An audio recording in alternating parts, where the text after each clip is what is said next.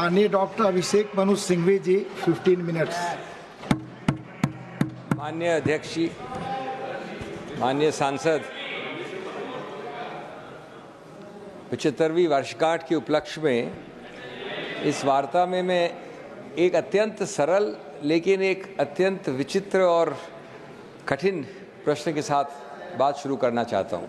और वो प्रश्न ये है कि 1930 से 60 के बीच में जो लगभग 30-40 देश स्वतंत्र हुए साम्राज्यवाद से, उपनिवेशवाद से, यूके से, बेल्जियम से, फ्रांस से, नेदरलैंड से इत्यादि इत्यादि निकले वहाँ की कॉलोनियलिज्म से, सिर्फ एक अकेला कोरा भारत है जो उन 30-40 देशों में से आज एक गौरवशाली गणतंत्र लोकतंत्र है, बरकरार है आज 75 वर्ष बाद।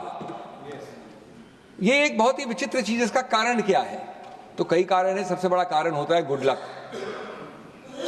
लेकिन अगर और इसमें देखा जाए तो मैं समझता हूं कि एक अद्भुत जुगलबंदी थी। और मैं नहीं कह रहा हूं कि एक ही कारण है। एक कारण निश्चित रूप से वो अद्भुत जुगलबंदी का है जो गांधी और नेहरू के बीच में थी, और जो ट्रिनिटी थी हमारी जीएनपी की, गांधी नेहरू पटेल की। कुछ तो ठीक किया होगा उस निंदनीय नेहरू ने, कुछ तो ऐसे संस्थागत और गैर संस्थागत स्तंभ बनाए होंगे हमारे संविधान के, जिससे आज इस 30-40 देशों में, अगर आप एशिया में देखें, अफ्रीका में देखें, साउथ अमेरिका में देखें, तो संविधान के और संविधानवाद के, कॉन्स्टिट्यूशनलिज्म के आपको सिर्फ खंडर दिखेंगे उन सभी देशों में। अगर एक ने वो हमको स्वतंत्रता दिलवाई और दूसरे ने उसको महफूज रखा, सुरक्षित रखा, तो कुछ तो ठीक किया होगा इन दोनों ने मिलके। तो अब देखते हैं कि ये क्या संवैधानिक स्तंभ है जो 75 वर्ष से इस देश को गौरवशाली बना के रखा है, विश्व का सबसे बड़ा गणतंत्र।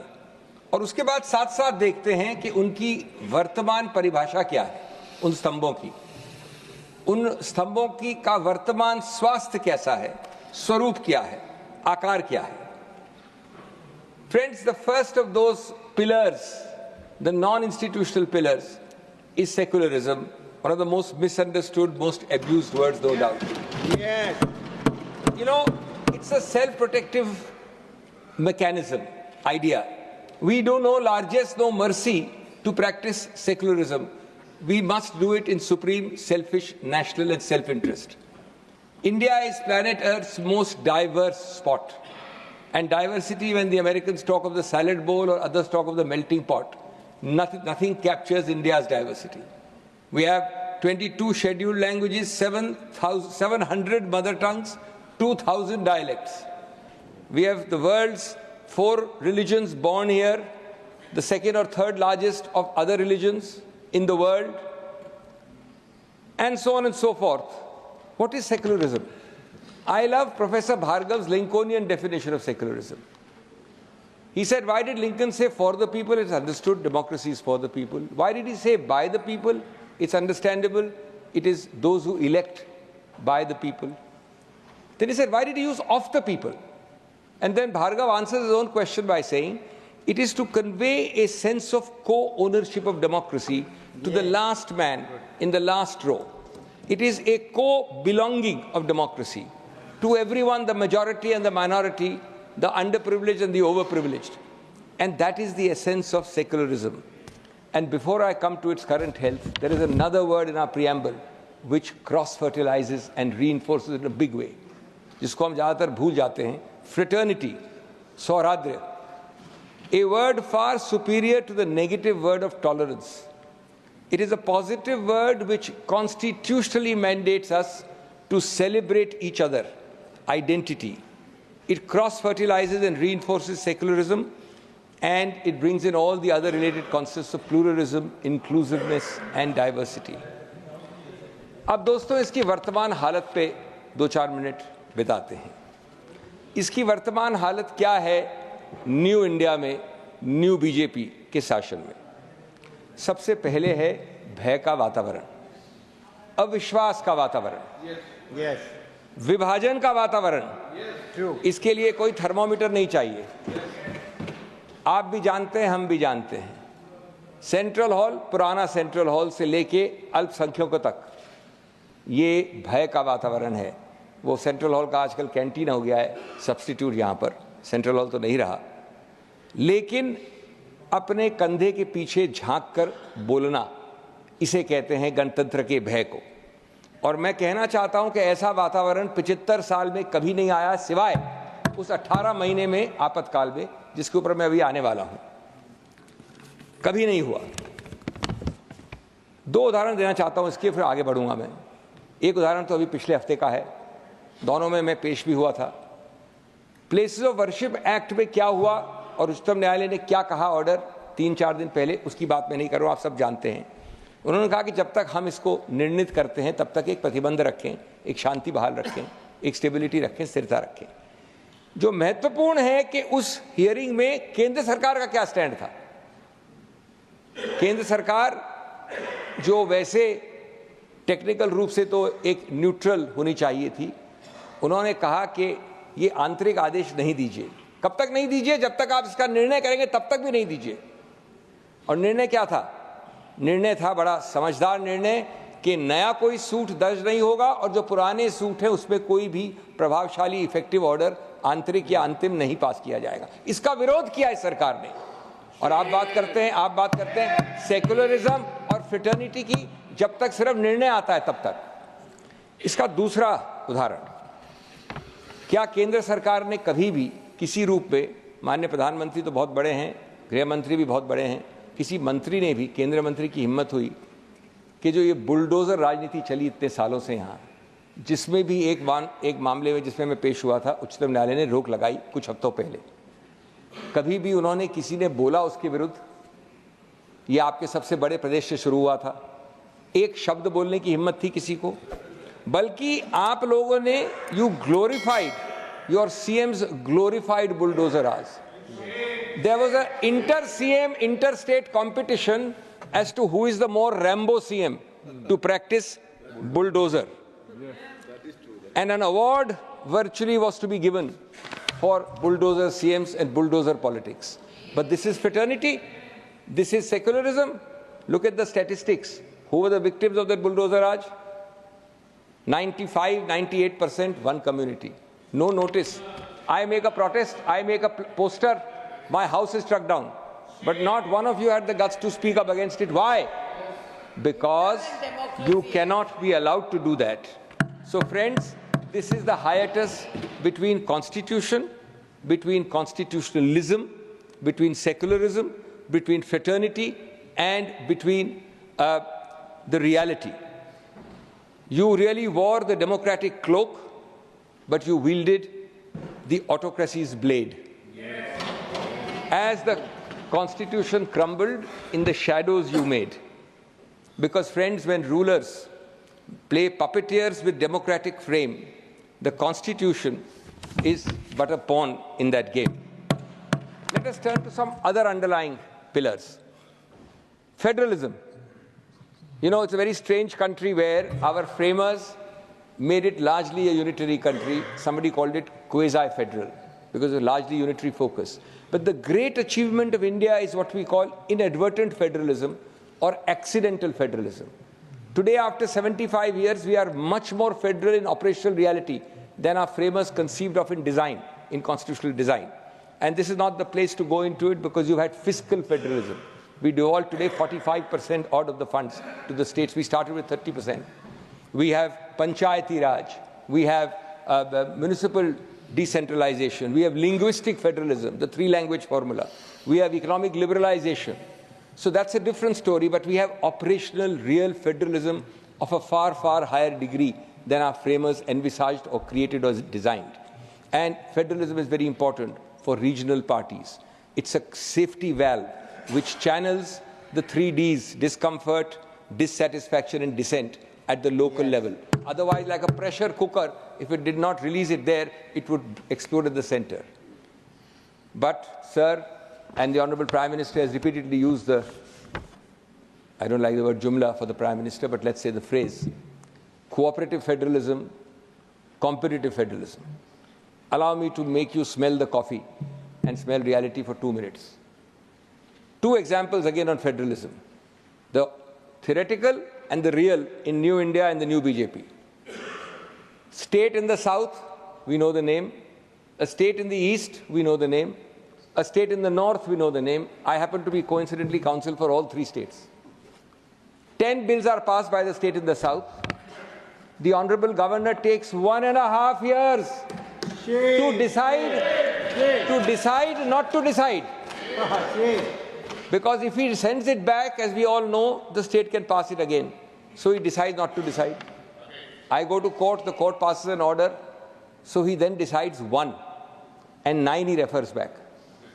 The assembly sends it back after 2 days, again Kumbhkarn's 6-month sleep. Then again you go to court. This time the Honorable Governor, well advised as he is, refers it to the President. What suffers? Governance for that state. The same thing happened in the eastern state. The same thing happened in the northern state. You're all sitting there, members of those states. Now, what is the point? The point is that Babasaheb Ambedkar said there cannot be 2 swords in 1 scabbard. एक म्यान में 2 तलवार नहीं हो सकती. The elected government is entitled to make its mistakes. It is democratically elected CM who is democratically entitled to make mistakes. If he makes a mistake, the governor is not a super CM to correct him. In fact, Babasaheb Ambedkar, in the next paragraph of that Do Myan Wali paragraph, he says that we are thinking of only nominating governors and nobody might be ready to accept the job because he doesn't have any powers. But today we have super CMs and somebody else, not me, called them Supari agents of the central government. Sir, another example of federalism, competitive federalism, cooperative federalism, is the CBI, this unwanted, uninvited guest who enters all our houses. Both Mr. Sibal and I are doing many cases on that. He enters a state without any consent, no general consent, no special consent, on very puerile and very strange grounds. Any number of cases. This is federalism. This is, sir, federalism in tatters. This is democracy dancing on the edge of ruin when power poisons the pillars of our constitution, of which, remember, federalism was held 30 years ago to be part of the basic structure. 30 years ago. So other pillars include the media and the bureaucracy. Sir, if you give me 2 minutes, more than 2 minutes, I've got 4 minutes I'll need. I'll be very fast. Honorable Chairman has given 15 minutes on this thing. Sir, bureaucracy is supposed to be the steel frame, another pillar of our constitution. Is it a mud frame or a straw frame today? Put your hand on your heart and ask.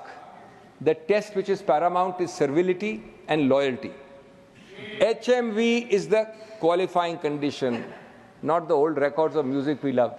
HMV means his master's voice. Any independence is met with retribution, fear, transfer, career, promotions, transfers, etc. From a watchdog, you've made it into a lapdog.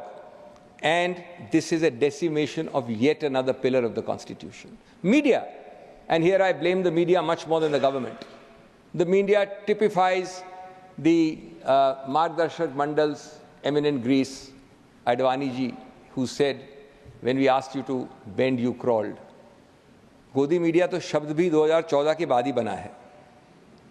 As this remarkable cocktail we see of overambitious anchors and media owners, pre-selected, pre-curated and pre-committed participants, motivated, slanted, distorted themes, we see this toxic triangle every evening.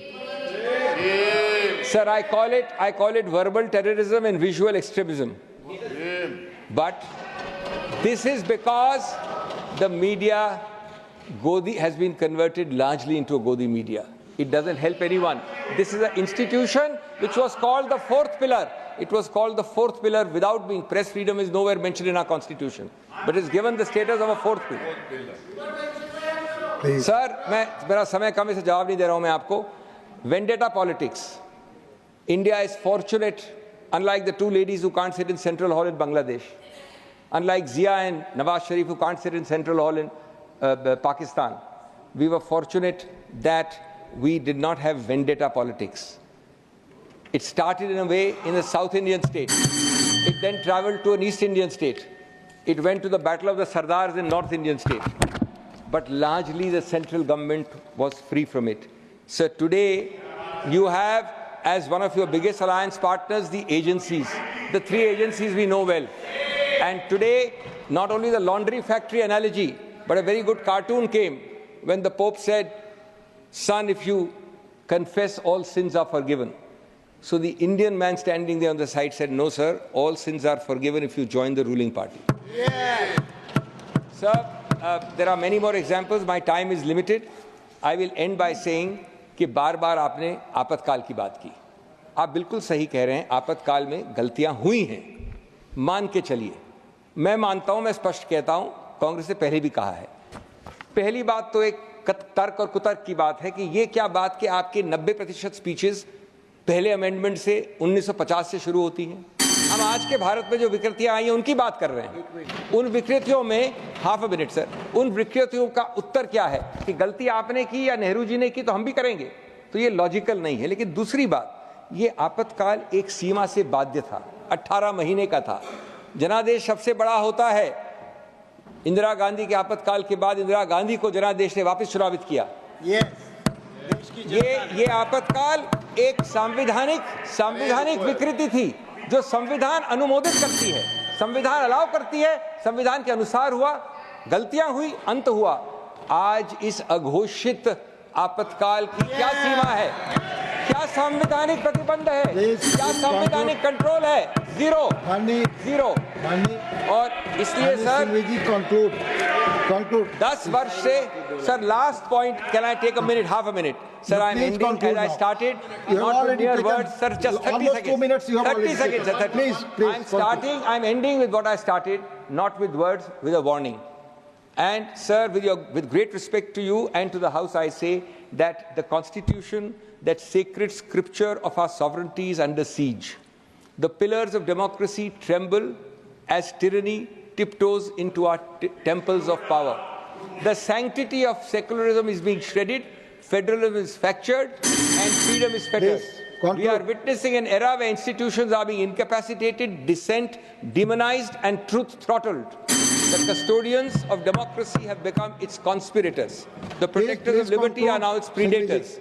Sir, we have all to act like sentinels, and we have to all speak out and speak the truth. I'm very grateful for the time given to me. Thank you.